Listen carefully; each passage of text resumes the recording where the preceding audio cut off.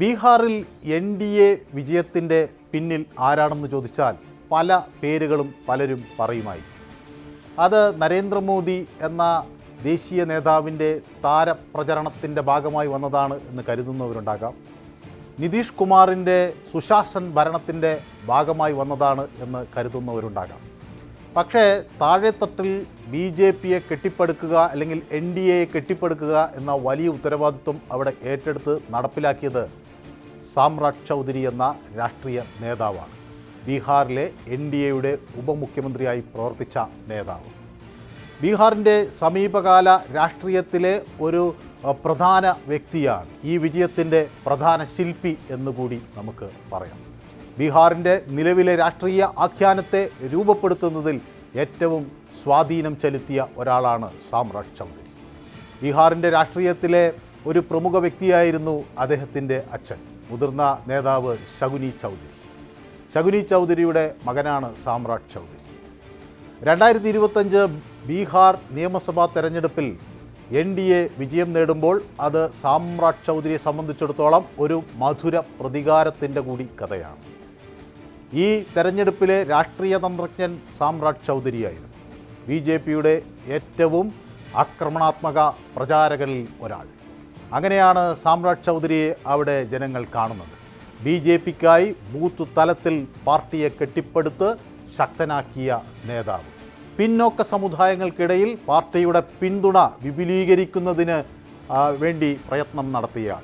പരമ്പരാഗത RJD JDU ശക്തി കേന്ദ്രങ്ങളിലെല്ലാം ഒരു പ്രധാന വ്യക്തിയായി നിൽക്കുകയും BJPയുടെ സാന്നിധ്യം വർദ്ധിപ്പിക്കുകയും ചെയ്ത ഒരു രാഷ്ട്രീയ നേതാവാണ്. OBC നേതൃത്വത്തിൻ്റെ പ്രതീകം സാമ്രാട്ട് ചൗധരി. 2014 ഫെബ്രുവരി 13 RJDയിലെ ഒരു കൂട്ടം MLAമാർ ഒരു പ്രത്യേക ഗ്രൂപ്പാണെന്ന് പ്രഖ്യാപിക്കുന്നു. തങ്ങളെ ഒരു പ്രത്യേക ഗ്രൂപ്പായി അംഗീകരിക്കണം എന്ന് ആവശ്യപ്പെട്ട് നിയമസഭാ സ്പീക്കർക്ക് അവർ ഒരു കത്ത് സമർപ്പിക്കുന്നു. അതോടെ ബീഹാർ രാഷ്ട്രീയത്തിൽ കലാപം പൊട്ടിപ്പുറപ്പെട്ടു എന്ന ഒരു വാർത്ത പുറത്തു വരുന്നു. പിന്നീട് അത് ഔപചാരികമായ പിളർപ്പിലേക്ക് നീങ്ങുന്നു. നിതീഷ് കുമാറിൻ്റെ സർക്കാരിന് പിന്തുണ ആവശ്യമായ ഒരു സമയത്താണ് ഈ വിമത നീക്കം എന്നതുകൂടി കണക്കാക്കണം. ആ വിമത വിഭാഗത്തിന് സാമ്രാട്ട് ചൗധരി നേതൃത്വം നൽകി. അത് ഒരു വിമത നീക്കം ആസൂത്രണം ചെയ്ത് മുന്നേറുകയും ചെയ്തു. അങ്ങനെ ആ കലാപം ബീഹാർ രാഷ്ട്രീയത്തിൽ വലിയ മാറ്റങ്ങൾക്ക് വഴിവെച്ചു. എന്നാൽ ഈ വിമത MLAമാരിൽ ചിലർ ഈ കത്തിൽ ഒപ്പിടാൻ വിസമ്മതിച്ചു. അത് പിന്നീട് നാടകീയമായ വഴിത്തിരിവുകളായി. ഒപ്പുകൾ ആധികാരികമല്ല എന്ന് ചില MLAമാർ വ്യക്തമാക്കി. അങ്ങനെ പലതരത്തിൽ ഈ കാര്യങ്ങൾ ഉരുത്തിരിഞ്ഞു. എന്നാൽ MLAമാർ കത്തിൽ ഒപ്പിട്ടിരുന്നു എന്ന് സാമ്രാട്ട് ചൗധരി വാദിക്കുകയും ഒരു വ്യത്യസ്ത ഗ്രൂപ്പായി തങ്ങൾ നിൽക്കുന്നുവെന്ന് പറയുകയും ഒക്കെ ചെയ്ത് അങ്ങനെ വാദപ്രതിവാദങ്ങൾ ധാരാളം നടന്നു. ഏതായാലും 2014 മെയ് 18 സാമ്രാട്ട് ചൗധരിയും മറ്റ് 2 RJD നിയമസഭാ അംഗങ്ങളും പാർട്ടിയിൽ നിന്ന് രാജിവെച്ചു. അവർ രാജിവെച്ചതിന് ശേഷം നിതീഷ് കുമാറിനെ പിന്തുണയ്ക്കാനുള്ള തീരുമാനവും പ്രകടിപ്പിച്ചു.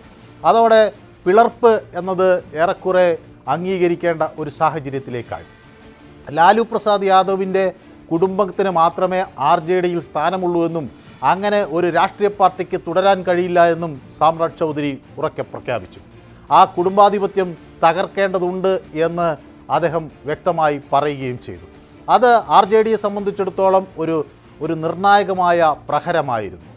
സാമ്രാട്ട് ചൗധരി JDUവിൽ ചേർന്നു. പിന്നീട് മന്ത്രിയാവുകയും ചെയ്തു. രാജിവെച്ച സാമ്രാട്ട് ചൗധരി ഔദ്യോഗികമായി JDUവിൽ എത്തിയപ്പോൾ അത് ചില മാറ്റങ്ങൾക്ക് വഴിവെച്ചു. JDUവുമായി അദ്ദേഹത്തിൻ്റെ അടുപ്പം നല്ല രീതിയിലായി.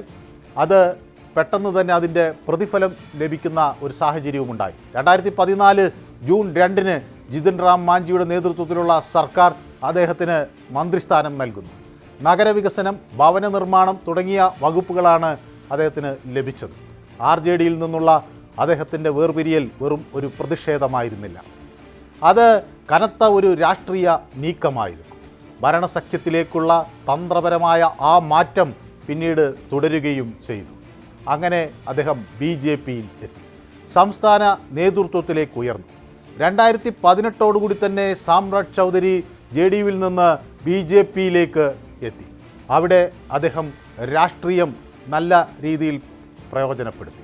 അദ്ദേഹത്തിൻ്റെ രാഷ്ട്രീയ ഗ്രാഫ് ശക്തമായി അല്ലെങ്കിൽ കുത്തനെ ഉയർന്നു എന്ന് പറയാം. 2023 BJPയുടെ ബീഹാറിലെ സംസ്ഥാന അധ്യക്ഷനായി സാമ്രാട്ട് ചൗധരി മാറുകയാണ്. പിന്നീട് ഒടുവിൽ ബീഹാറിൻ്റെ ഉപമുഖ്യമന്ത്രി സ്ഥാനം വരെ അദ്ദേഹത്തിന് ലഭിച്ചു. ഇപ്പോൾ NDA സഖ്യത്തിലെ ഏറ്റവും കരുത്തനായ OBC നേതാവാണ് സാമ്രാട്ട് ചൗധരി. RJD വിട്ട നിമിഷം മുതൽ ലാലു പ്രസാദ് യാദവിനെതിരെ അദ്ദേഹം ശക്തമായ രാഷ്ട്രീയ ആരോപണങ്ങൾ ഉന്നയിച്ചു.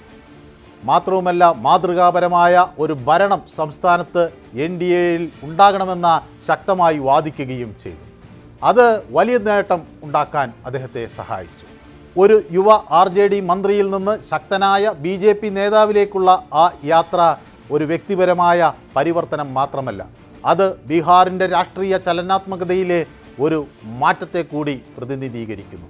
RJDയുടെ പരമ്പരാഗത യാദവ കേന്ദ്രീകൃത രാഷ്ട്രീയത്തിൽ നിന്ന് അദ്ദേഹം കാര്യങ്ങൾ മാറ്റിമറിച്ചു.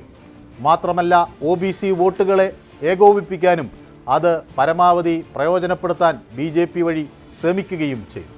RJDയിൽ നിന്നുള്ള സാമ്രാട്ട് ചൗധരിയുടെ വിടവാങ്ങൽ അത് ഒരു സംഘടനാ പിളർപ്പ് മാത്രമായി കാണാനാകില്ല. അതൊരു കലാപമായിരുന്നു. അത് കുടുംബാധിപത്യത്തിനെതിരെയുള്ള ശക്തമായ പ്രഹരമായിരുന്നു. അത് തന്ത്രപരമായ ഒരു രാഷ്ട്രീയ പുനഃസ്ഥാപനമായിരുന്നു.